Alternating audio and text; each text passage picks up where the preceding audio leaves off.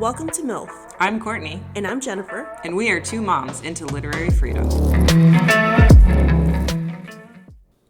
Good morning, Jennifer. We have a lot to talk about today, don't we? A lot. We're going to try and keep it around 20 minutes. Good luck. Yeah. And we're not even going to cover so much stuff has happened in the past week. Yeah. We're not even going to cover that. That's old news. That's right? old news, yeah. The new news is, obviously Biden's exit. But before we talk about that, I want to ask you a question. Have you ever heard of the term rock-ribbed Republican or yellow dog Democrat? No. No? Okay. So quick story.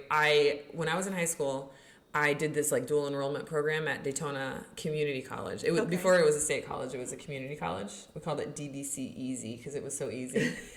And so I had this American government class, and the teacher was just the biggest, just misogynistic. Is that a word? Yes. Okay. Sure.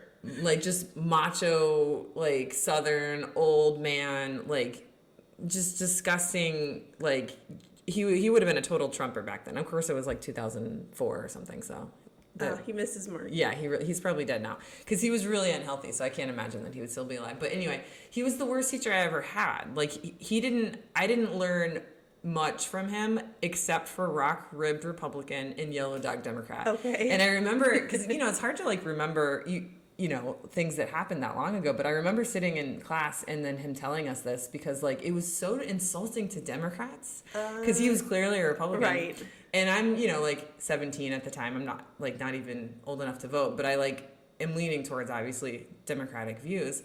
And so he's like, yeah, this is back in the day, they would call all Republicans or rock-ribbed Republicans because they would vote for the Republican candidate because they were so stubborn and hell-bent in voting for the Republican. Does that make sense? No. Okay. It doesn't really make sense. What is rock-ribbed mean? I know, that's what I wasn't understanding. It's rock-ribbed, they were they will only vote for a Republican. Okay. And I guess the point of the lesson is Republicans only vote for Republicans and Democrats only vote for Democrats. But when he got to the Democratic analogy, he was in Democrats, they'll vote for anything. You could put a yellow dog up there and they'll vote for a yellow dog. And I'm okay, these analogies aren't totally equal. A Republican definitely came up with this. It just sounds the same thing, right? Yeah. You just said pretty much Republicans will do the same thing. Exactly. It was just a really dumb lesson to say you're going to be loyal to your party. Yeah. And that was the only thing I remember from that class, except for when it came time to review our professors, to rate them. I gave him the worst rating, and I wrote this long paragraph about how disrespectful and rude he was.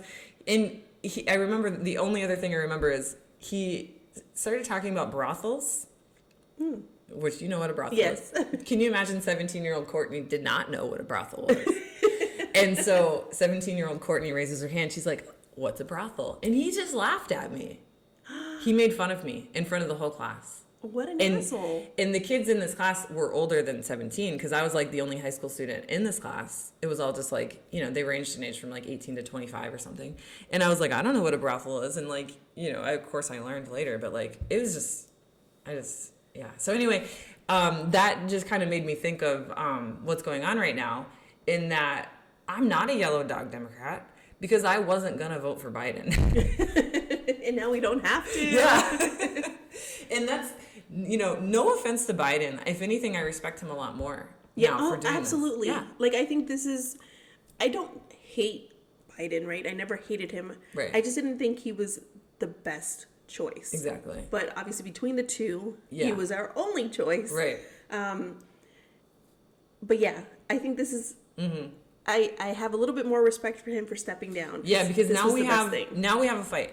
Yeah. If he hadn't stepped down, it would have been just a complete bloodbath. Yeah. And now it's not going to be a bloodbath. We might still lose, but it'll at least be close. We at least have a chance to elect a female. I don't care how much you hate her and, how conservative you might say that she is. Not you, my husband. But I'm just excited. Yeah. As a woman that a woman in 2024, for the first time in our nation's history, has a real chance at becoming the president. Yeah, no, I think it's I guess great. Hillary had a real chance too. I was telling my husband this the other day. I'm we can't fucked forget up. Hillary. We should have had Hillary. I know she's not great either, but I think we would have been better off. Yeah, but than we are now, maybe. This is a dumb question. But how did that work? She won the popular vote, but not the electoral votes. Yeah, he won the electoral college, and she won the popular vote. Which is normally how it happens when they win, right? No. No? Normally, if you win the, it's possible. This system is so old and backwards that like there's so many different possibilities, and it like makes my head hurt. But in that election, she won the popular vote, but like lost, a few key states, and so that's how Trump won. Okay, but I thought like in the past, a lot of Republicans have won not by popular vote, but by. I'm sure it's happened before. Okay. I don't think it happens that often though. I think that I think that if you win the popular vote, you most likely win the electoral college. And so when that happened, there was this huge discussion about getting rid of the electoral college, but of course it never happened. And that stuff pisses me off because like that in addition to like the Supreme Court justices, like we need to expand the Supreme Court. That's something that Biden could do and he didn't do. So it's shit like that pisses me off. Yes, and they're talking about like I've seen people say like, oh well, he can expand it now, and I'm like, but why now? Why didn't he do it last time? Yeah. Like why didn't now? Obama do it? That whole promise that he's going to do it again or do it this time. I'm not buying it because he didn't do it when he had the chance. Now. Yeah, I don't understand why, and maybe this is just me being ignorant and not understanding politics, but it's like. It seems as though these Democrats that these yellow dog Democrats are really just catering to the central population. And so you're left with people that are, on the left, not extreme left. I'm not talking, I know there's extremes in every scenario, but I'm not talking about like extremism that's harmful. I'm talking about like democratic socialism. Right. Which people just hear the word socialism and they think, Venezuela. Yeah, exactly. But it's not the same thing. We're talking democratic socialism is completely different. But it's like, I see on my Instagram feed is like pretty much catered to like, the same left woke stuff. And so I kind of see the same thing over and over again. And it's like, am I an extreme left Democrat, or do I just think that like homeless people should be taken care of, right? Or like poor people should be fed. Like, well, it's a whole joke that if Jesus, well, not a joke, right? But like the people say, like if Jesus was alive today, he would be a socialist Democrat. Yeah, he would be a democratic socialist or Democrats. Yeah, whatever you call it. I don't know. Yeah, I always do that. I flip words all the time. Well, I mean, I'm not 100%. I'm not very schooled on the whole democratic socialism. I just because like I don't really like the whole. This is my party. I adhere to, these beliefs. It's like, I'm going to look at my options of candidates and then choose based on what they're saying. Not because like I am a, independent or Democrat or democratic socialist or whatever. It's, right. It's whoever I think is going to, one, beat Trump. Right. Which a lot of people are disagreeing with. They're like, well, I don't care if Kamala can beat Trump. I'm still going to vote for Cornel West, right? Who is like I forgot what his party was. He switches his party. Is he the one that your husband likes? Yeah. Okay. Yeah. So he's going to vote for him still. Okay. And it doesn't really matter because Trump's going to win Florida anyway. Right. So it doesn't, and he actually, I did get him to admit that if he lived in a swing state, he probably would vote for, this was before Biden dropped out, he would have voted for Biden. Okay. So, and I asked him if he would vote for Kamala. And he, he doesn't really like her because she's very central. Like she's middle. Yeah, she is. So, but I mean, that's just kind of like all the Democratic presidents that we've had recently. Like Obama's was pretty middle too. And I am a little worried with her in the sense that I know like Puerto Ricans don't necessarily love her. Why? Not 100% sure, but I know when she went to Puerto Rico for some sort of summit or something, she was not received well. And she did a few like... It's because she's a woman. No. I don't think it was that. I think it had... I'll have to look into it, but... Yeah. Because, well, the reason I say that is because I feel like Hillary got so much shit when if she, like her husband, Bill. Do you remember Bill? Yeah. Kind of the same, they're the same people, right? But he didn't catch as much shit as she did. Right.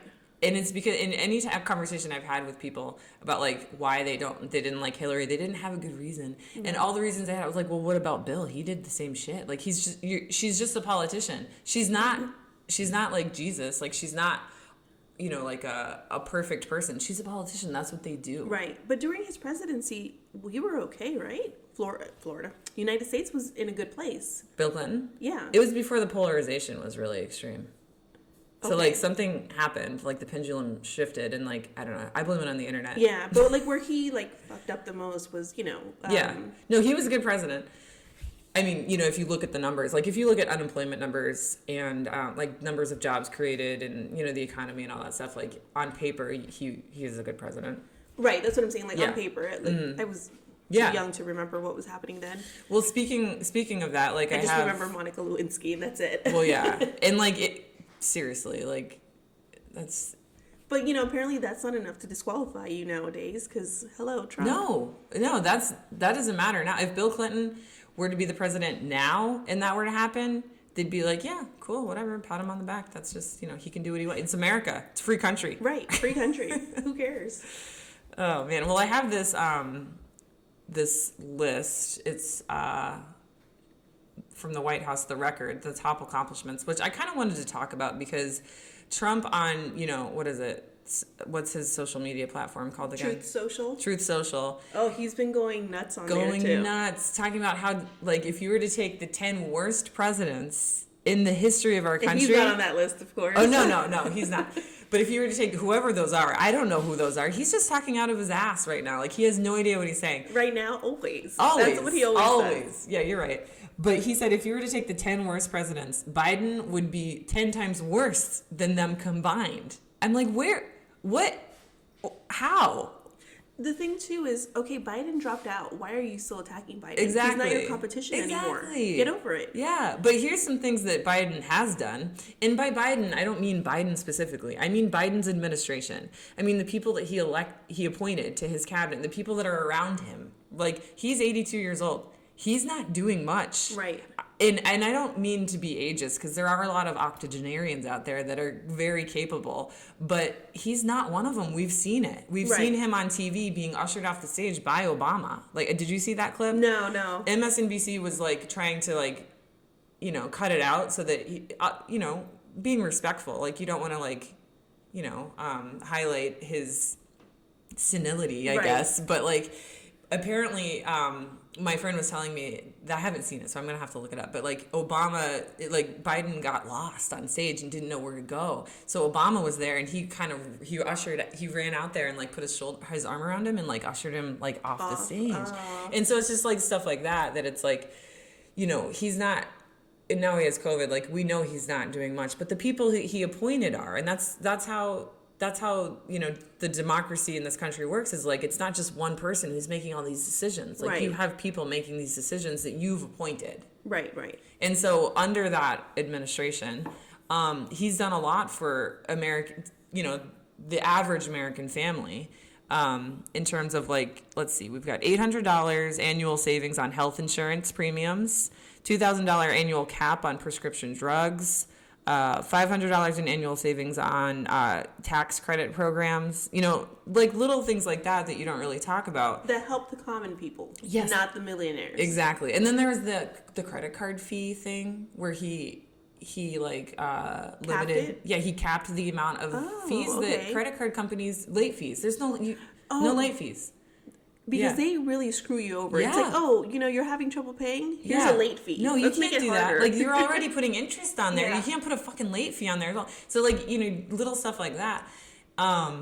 He protected marriage for LGBTQ and interracial couples. He appointed... Which is amazing that has to still be done. Yeah, I know. Like, it's... Yeah. He also confirmed the first BIPOC Supreme Court Justice, woman, right? Yes. Am I saying that right? Yeah. It was Ketanji Brown. She was Ketanji Brown Jackson. Wasn't she the first BIPOC female? Wait, no. Wouldn't that be... Ketanji Brown Jackson, the historic confirmation. Yeah. No, you're right. Yeah. First black woman to serve on SCOTUS. Yeah. and the list goes on. My point, I'm not going to sit here and sing Biden's praises. I just find it annoying that, they're saying like how terrible of a president that he was, when in reality you see this happen with like elderly people. Like they're fine 1 month, and then once it starts happening, it happens really quickly. Yeah, like I've seen it happen to personal friends, and it's like I think that's what's happening. Right. Like a year ago, he was different.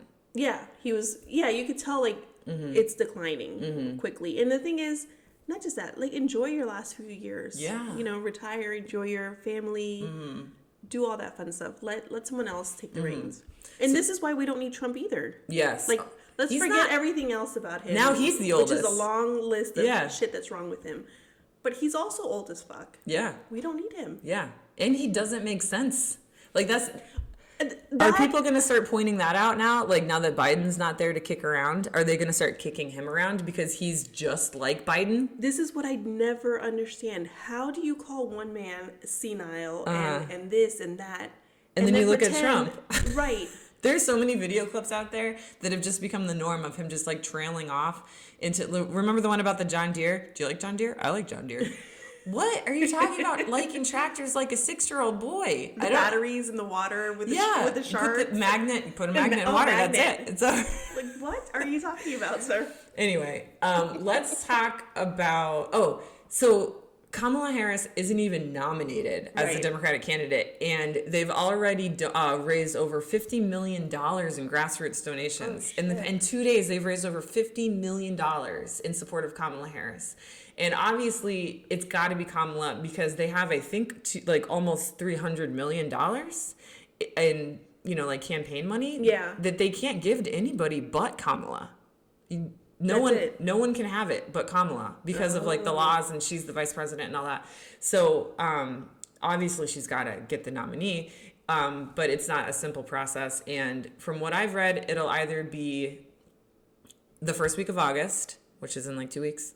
Wait, no, 1 week, or at the Democratic National Convention, which is at the end of August. Okay. But I think they're going to try and do it before that. I mean, they need to hustle. 'cause Yeah. Time's a wasting. Yeah. But yeah, it's just important to point out that she doesn't have it. Just because Biden endorsed her doesn't mean she has it. No, right. Because the delegates are the ones who have to decide. And they're going to decide on Kamala because who the fuck else are they going to pick? And there's also a lot of people voted assuming she would take the reins over for Biden. True. Eventually, thinking that he wasn't going to Maybe make he'll his die full term. and then, So I mean, a lot not of to people, be insensitive, but like that's just... But that's common what we were sense. thinking when we were voting. So a lot of people were okay with Kamala. Yeah.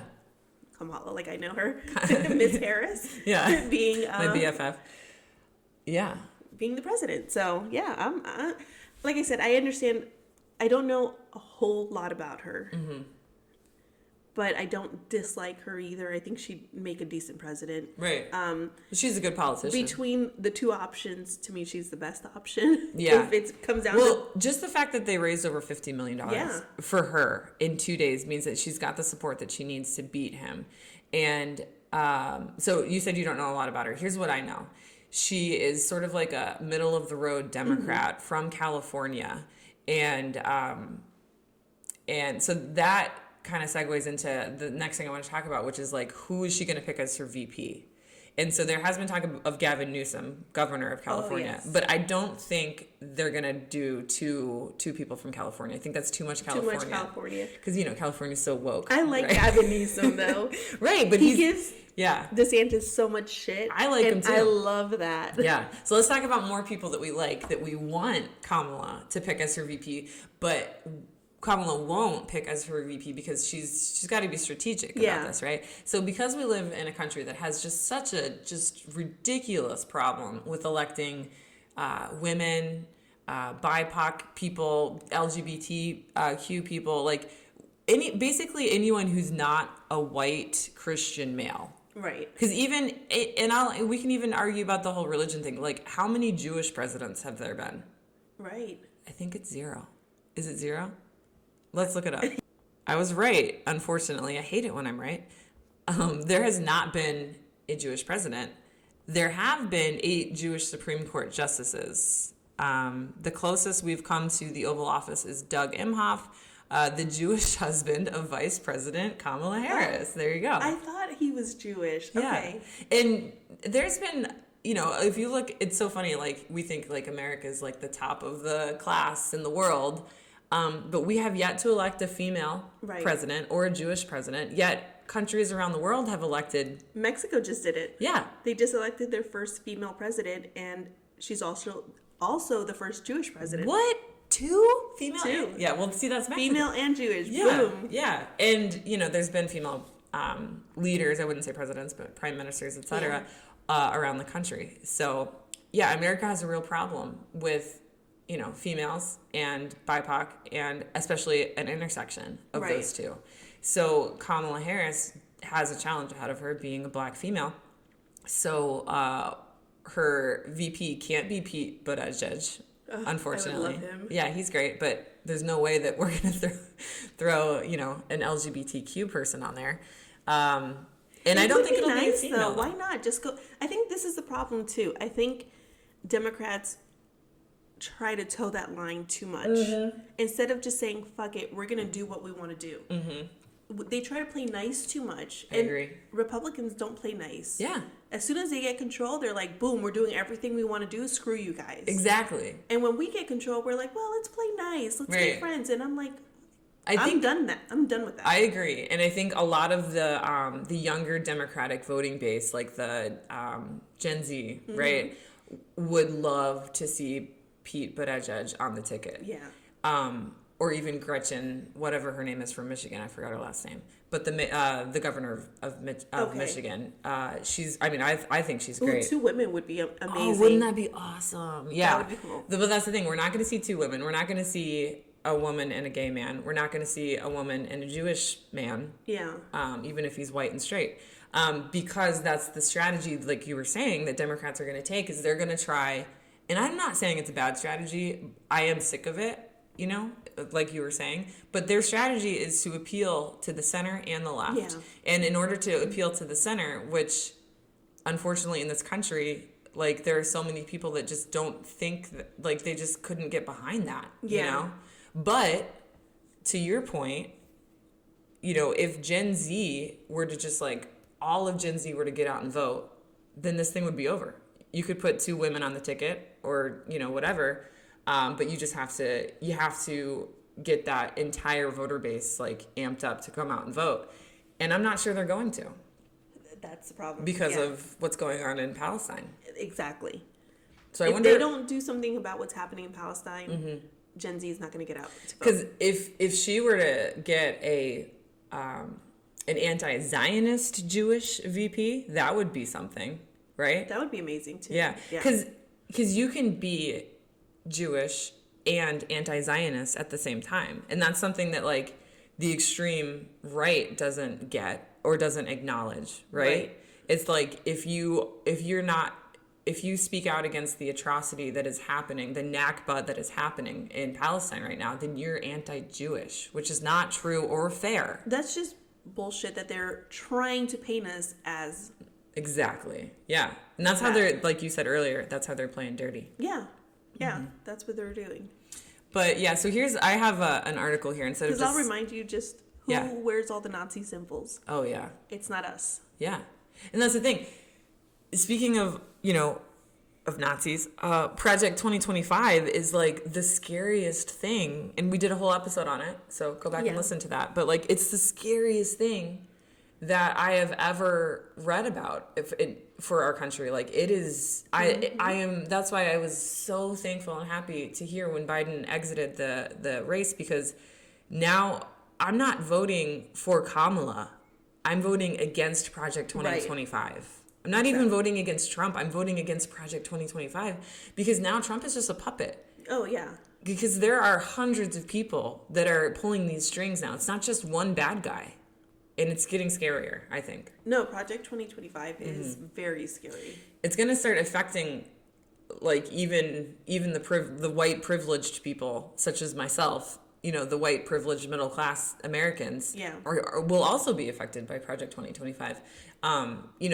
as opposed to, I hope I'm not sounding insensitive here, but as opposed to like when Trump was elected the first time, it was, he sort of divided the country right. in a way that racism was never gone, right? Racism was never gone, but it came back stronger. To the open. Yeah. It came out to the open again. Yeah, and so obviously like the first population that's negatively impacted by that are going to be, BIPOC people. Right. And, but people like white privileged people like me, didn't really feel those negative effects in 2016, you know, but now it's just it's spreading. Speaking of that, at the convention, what was just happening? The RNC? Mm-hmm. The one where Trump got his ear blown off. Is that no, that wasn't. You're right. Sorry. that was before. Yeah. Because he showed up at the RNC with the bandage. With the bandage. Yeah. And then all his... Oh my God! Did you guys see all the people with the bandages on their ear? Oh my God! People are so stupid. So ridiculous. I'd be embarrassed. But honestly, it's a good thing he didn't die because we would be in like a civil war right now, or there would just be complete unrest. And if he loses, there will be complete unrest. Yeah. Oh my God! It's gonna be. I might take a vacation to Canada in November. Right. Just good idea. I'll come back when it's safe. It's gonna be crazy. Yeah, they're not gonna take that well. Mm-mm. No. Yeah. They're itching for it because I keep people on my Instagram and Facebook who are Trump supporters. Because you want to know what's going on. Yeah, and You're I see smart. them. They're That's like, oh, they're lucky nothing happened to them, or civil war would be happening, or this and that. They're just waiting for an excuse to shoot people. Mm-hmm. It's yeah, weird. I know. It's these people are unhinged. And when I say these people, I mean the people making these posts and comments. Yes. But I had this argument with my husband because he's like, no, those are not all the people. I'm like, sir, these are people that I have on my friends list. I can see it. I know these people. Yeah. It's not just randos, there's people that I went to high school with posting this shit. Mm-hmm. You think our neighbor with a Trump sign outside doesn't think that? Mm-hmm. Come on. Yeah. No, because there's no way that you can be for Trump and then also be for peace at the same time. No. It doesn't make sense. Yeah. No, especially if you go to the extreme of wearing Trump hat, Trump stickers all over your car, Trump, and that in your whole personality is Trump. Mm-hmm. You're one of those crazy people who are itching for a war. And so you're talking about the extreme people that are don't have a lot of critical thinking skills, kind of react with violence, right? I've seen another group of Trump people that don't necessarily react with violence, right? But they have so much money. Yes. They are filthy rich that they are just I have to vote for Trump so that I don't have to pay taxes. Right. And so those are the people that aren't going to but they're going to let all out. These extremists right. do all the killing. Exactly. Yeah. Yes. And so, those people make me so mad. But anyway, let's talk about real quick some of the VP picks here. So here's an article from The Hill, because I obviously don't know who the hell she's going to pick, but I'm assuming the people that wrote this artitle have a better idea. She might not know yet either, right? This is right. But at the top of the list here is Andy Beshear, who is a straight white Christian governor of Kentucky, I'm pretty sure. And so that would be kind of what would be the safest bet in her mind. Okay. Not necessarily, I don't necessarily think that, but yeah, but interestingly enough, number 2 on this list is Pete Buttigieg. Oh. So it could happen. He was really well liked. Yeah. Yeah.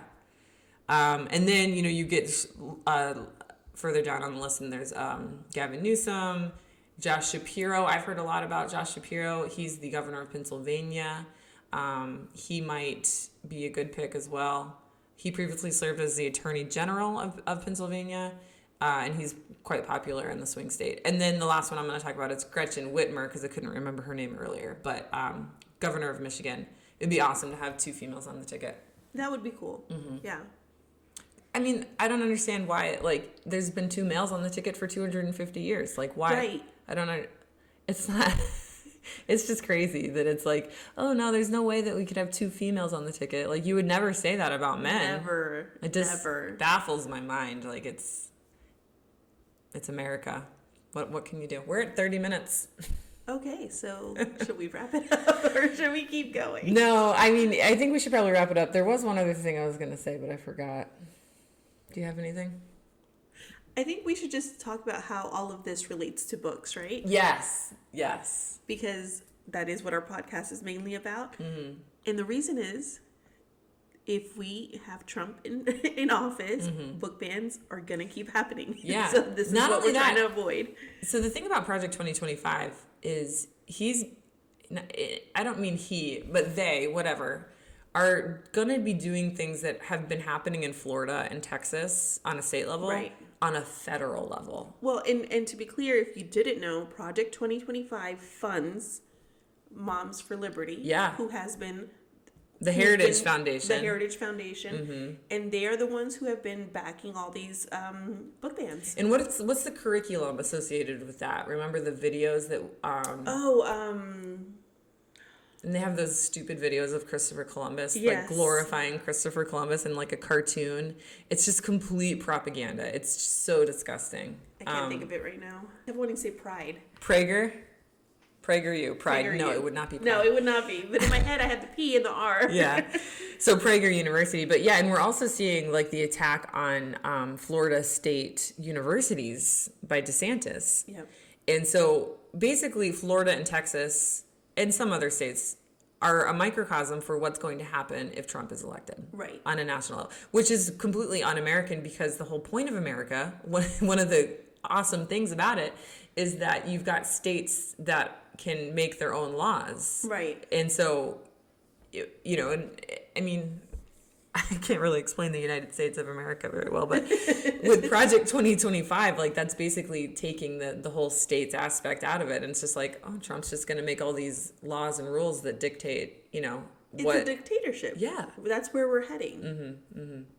So it does relate to the books because it's not just the books. Like we're not here for just the books. We love the books. Yes. But we're here for the schools. We're here for the freedom of education, which we're seeing, like I said, is being attacked at a university level. And Trump is just going to make all of this so much worse. So much. It's like DeSantis times 1,000. I can't believe, like... Yeah. Like, I used to think there were times where I was like, oh, DeSantis is worse than Trump. But I don't think so. I think they're an evil. Yeah. Equal. Yeah. They're an equal evil. They are an equal evil. That's true. That's. Yeah. And it's scary. Yeah. I don't want either of them in office. No. Yeah. So yeah, that's our hot take on Biden's exit from the presidential race. We're going to talk about how much we've been lying to our listeners, our two listeners out there. We promise we will eventually cover. I have the book right here. Do you? Yeah, last night at the Telegraph Club. I started reading this last year. And I'm only halfway done. You finished it though, right? Yeah, I read it for a book committee. Oh, okay. It was being banned here. Did it get banned? No, it didn't. It didn't get banned. It didn't get banned. But here. is it still on the shelf? Who knows? Who knows? That's the thing. And so one thing that I wanted to talk to you about is like getting these books back on the shelves, which I think you were doing a little bit, right? Yeah. So, you know, those that are listening, I know we've got a few listeners like in different states. Reach out to your school districts and you know, find a list of books that have been banned and see if they're still banned. See like if they should be banned, because a lot of things have changed. A lot. And the thing is, like, our district isn't very responsive, even to like FOAs. What are they called? Freedom of Information Act. FIAs. Yeah. Freedom of Information. FOIAs. Yeah. Even though like legally you're supposed to be able to request this information, Right. they'll just drag their feet until you get bored and forget. Yeah. And so, you know, emails are sent and they're sent to other people and you never get a response back. Or You know what we should do is we should just like buy a bunch of the books and just bring them in and donate them to the library. Yeah. And then, or donate them to the superintendent is what we should do. Right. Should be like, hey, this is... Do you think they'll make a post about us the way they do the churches? Yeah, right? When they bring breakfast to school? I know. And we can even get the newspaper involved. Oh, that would be cool. Pierre, we can be like, hey Pierre, come watch us storm the superintendent's office with a we bunch need of money banned books. for that though, Courtney. I don't have Listen, it we for can books. we can get it on thrift books. Oh, but you know, speaking of money, if you're listening to this, consider donating $1 a month So we can donate books. So we can buy schools. books and force the schools to take them back, because these were books that were on the shelves. Yeah. Kids were reading these books. Yeah. And now they're gone. And with not Escambia, what's this county over here? Duval County. Uh-huh. Remember the DEI books? Yeah, that they were all removed? kids' books. Yes. And then supposedly they were going to get them back. Mm-hmm. But I think that's bullshit, because I just got some free books from a bookstore called Firestorm in North Carolina, who received all these books that never got put on shelves. And what they did was resend them out to Floridians for free. Oh, see, Florida, the problem is Florida's still so scared. Yeah. So they never made it back to the shelves. Yeah. But we're parents and we have rights, and we demand that these books be accessible. Yeah. So that's what we need to do. Yep. So yeah. Don't ban books. Ban bigots. This episode has been engineered and mixed by your hosts, Jennifer Mendoza and Courtney Green. Thanks for listening, and be sure to follow us at MILF for Books. That's MILF, the number 4, books, on TikTok, Instagram, Threads, and X or Twitter or whatever you want to call it. And don't forget to help the show by rating us wherever you get your podcasts.